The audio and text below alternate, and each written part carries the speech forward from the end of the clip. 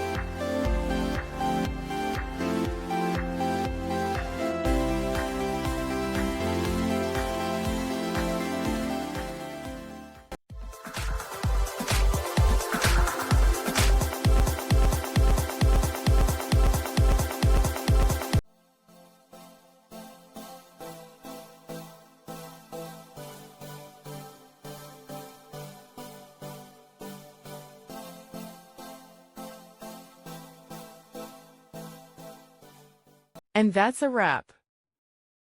I hope you found the answer you were looking for.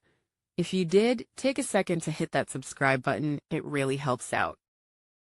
And let me know in the comments which solution worked best for you.